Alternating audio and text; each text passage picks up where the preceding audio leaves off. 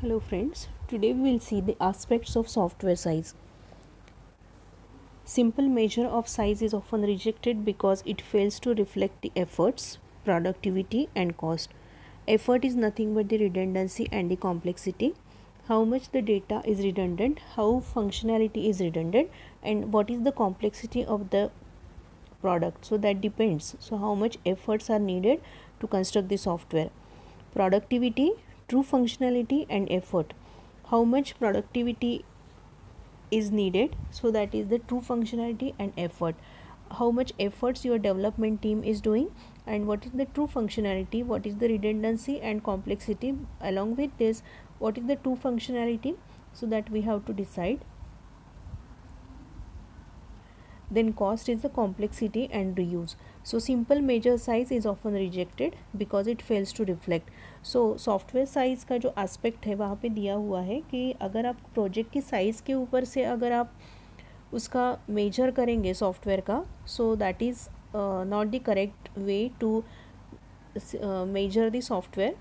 But the correct way is what we have to define the different we have to define the efforts also, productivity and cost.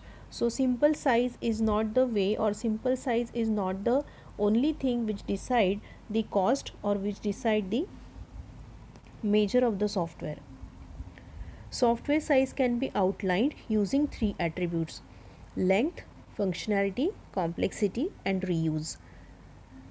Length means physical size. आप जितना coding करेंगे, कितने lines का coding करेंगे, that is the length. So physical size आपने exactly कितने line का coding लिखा हुआ है.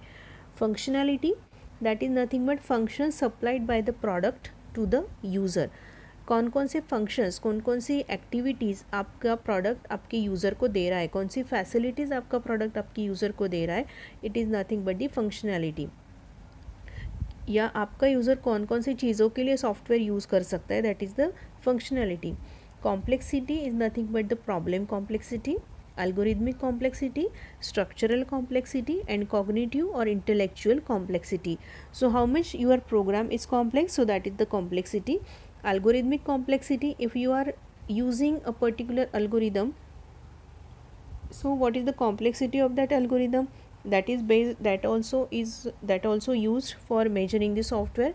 Structural complexity is also there, and cognitive, that is intellectual complexity, is also required. Reuse is nothing but how much code you are reusing. If the product is similar product is available in your company, or if you have similar product in your hand, so how much the code we have to reuse, how much product we can reuse, so that is the software size. So how much code is the reuse. सो अगर आपके product की length for example 1000 lines का code है आपके पास, और उसमें से 500 लाइंस का कोड आप रीयूज़ कर रहे हो, तो जो सॉफ्टवेयर की साइज़ रहेगी या जो एफर्ट्स रहेंगे वो डिपेंड रहेंगे कि आप रीयूज़ कितना कर रहे हो और एग्जैक्ट लेंथ कितनी है प्रोडक्ट की. सो this is the length. Traditional code measures the blank lines, commented lines, data declarations, lines that contain several separate instructions. तो ट्रेडिशनली जो कोड मेजर किया जाता था उसमें ब्लैंक लाइंस भी काउंट की जाती थी, जहाँ पे आपने कुछ नहीं लिखा है. फॉर एग्जांपल आपने एक लाइन का स्टेटमेंट लिखा और उसके बीच में आफ्टर दैट 2 बार अगर आपने एंटर किया तो that is the blank lines. आपने कुछ नहीं लिखा है but it is counted in the length of the program. Commented lines, आप कुछ लाइंस को कमेंट करते हो, सो वो कमेंटेड लाइन जो रहेगी वो भी आपकी काउंट की जाती थी लेंथ में in traditional code measures. Data declaration, आप प्रोग्रामिंग करते वक्त डेटा डिक्लेयर करते हो, for example INT A, INT N या कैरेक्टर C या फ्लोट N, इस तरीके से. तो ये जो डेटा डिक्लेरेशन है ये पहले मेजर किया जाता था. यानी अगर आपने वो स्टेटमेंट लिखा है फॉर एग्जांपल INT A और उसके बाद सेमीकोलन दिया है, तो INT A is treated as one instruction और one line of code. Then lines that contain several separate instructions, like for example मैंने ऐसे लिखा है INT A semicolon float B semicolon. तो यहाँ पे 2 टाइप्स के डिक्लेरेशन हो गए, तो इंस्ट्रक्शन कितनी काउंट हो जाएगी, भले ही यहाँ पे एक लाइन है लाइन्स ऑफ कोड. ओके लेकिन lines that contain several separate instructions, तो लेकिन आपकी दो इंस्ट्रक्शंस सेपरेटेड है, INT A लिखा है, सेमीकोलन करके फ्लोट B लिखा है, तो यहाँ पे दो डिक्लेरेशन हो गए, तो वो भी लाइन वहाँ पे काउंट की जाती थी 2 बार। लेकिन ह्यूलेट पैकर्ड जो HP कंपनी है that defines the line of code as non commented source statement, any statement in the program except comments and blank lines. तो ह्यूलेट पैकर्ड ने जो लाइन्स ऑफ कोड का कंसेप्ट है उन्होंने ये बताया कि जो स्टेटमेंट है जिनको कमेंट किया हुआ है और जो ब्लैंक लाइन्स है उनको आपको छोड़ देना है, और जो बचा हुआ कोड है वो as a lines of code आप ले सकते हो। So we have to skip the commented lines and blank lines, और बाकी की जो स्टेटमेंट है वो आप एज अ कोड ले सकते हो। सो कमेंटेड लाइन चली गई और ब्लैंक लाइन्स चलेगी। Total length of program LOC, that lines of code is equal to NCLOC and CLOC, and NCLOC plus CLOC, density of comments is CLOC upon LOC. So two alternative measures for lines of code: number of bytes of computer storage required for the program test and number of characters in the program text. अभी line of code अगर आपको count करने हैं तो उसके lines of code count करने के लिए 2 मेजर्स थे, किस तरीके से आपको काउंट करना है। So number of bytes of computer storage required from the program text, इसका मतलब है जो आपने प्रोग्राम लिखा है उसके लिए कितने बाइट का कोड मेमोरी में लगा है या कितने बाइट की मेमोरी ऑक्यूपाई हुई है, तो वो हो गया आपका एक मेजर लाइन्स ऑफ कोड को काउंट करने के लिए। नेक्स्ट मेजर है number of characters in the program text, आपने जो प्रोग्राम लिखा है उसमें कितने नंबर ऑफ कैरेक्टर्स है, तो उसमें आपकी जो स्पेस है वो काउंट नहीं होगी। Dealing with the non textual code,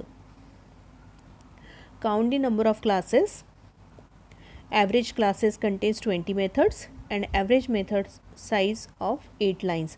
तो अगर आपका कोड नॉन टेक्सचुअल कोड है तो किस तरीके से काउंट होगा, क्योंकि ऊपर जो 2 मेथड दी हुई है that is applicable to program text, but non textual code रहा तो उसको किस तरीके से करना है। So count the number of classes, कितने क्लासेस आपने डिफाइन किए हैं प्रोग्राम में वो, और उस क्लासेस में एवरेज कितनी मेथड्स हैं, फॉर एग्जांपल 20 मेथड्स है, और हर मेथड का साइज़ कितना है। ओके कितने नंबर ऑफ क्लासेस है, आपको ऑलरेडी पता है कि क्लासेस में अलग अलग मेथड्स रहते हैं, फंक्शंस रहते हैं, और मेथड्स के अंदर कुछ कोड लिखा होता है। तो अगर आपको नॉन टेक्सचुअल कोड लेना है तो आप सबसे पहले देखेंगे कि क्लासेस कितने लिखे हुए हैं, how many classes you have defined, her classes के अंदर कितने मेथड्स है, और एक जो मेथड है उसमें कितने नंबर ऑफ लाइन्स है। So there are 2 alternatives to measure for the lines of code, first text के लिए और दूसरा जो है वो नॉन टेक्सचुअल कोड के लिए। Next topic is reuse, internal reuse, ये भी पूछा गया है एग्जाम में। Program generator, 4th generation language, windowing environments and other labour saving technique take advantage of repetitiveness of some of our task. Okay program generators, 4th generation language and windowing environments and other labour saving technique take the advantage of repetitive some of our task. यहाँ पे generally आजकल आपकी जो companies है उसमें code base ready रहता है, अगर आपको नया प्रोडक्ट डेवलप करना है तो कोड बेस में थोड़ा चेंज कर दिया कि आपका नया प्रोडक्ट बन जाता है। So this is possible due to reuse. आपके पास अगर ऑलरेडी एग्जिस्टिंग कुछ कोड अवेलेबल है या ऑलरेडी उसी तरीके का आपके पास प्रोडक्ट है तो आप वहाँ पे यूज़ कर सकते हो, रीयूज़ कर सकते हो कोड का। And now days generally every company is following this. It improves the productivity and quality also. Why productivity? Because the developer can concentrate on other quality works rather than wasting their time in the repetitive type of code. So it improves the productivity and quality also, because productivity आपका काम अगर कम होता है तो आपका जो focus रहेगा वो क्वालिटी के ऊपर ज़्यादा रहेगा। So this is the reuse. Reused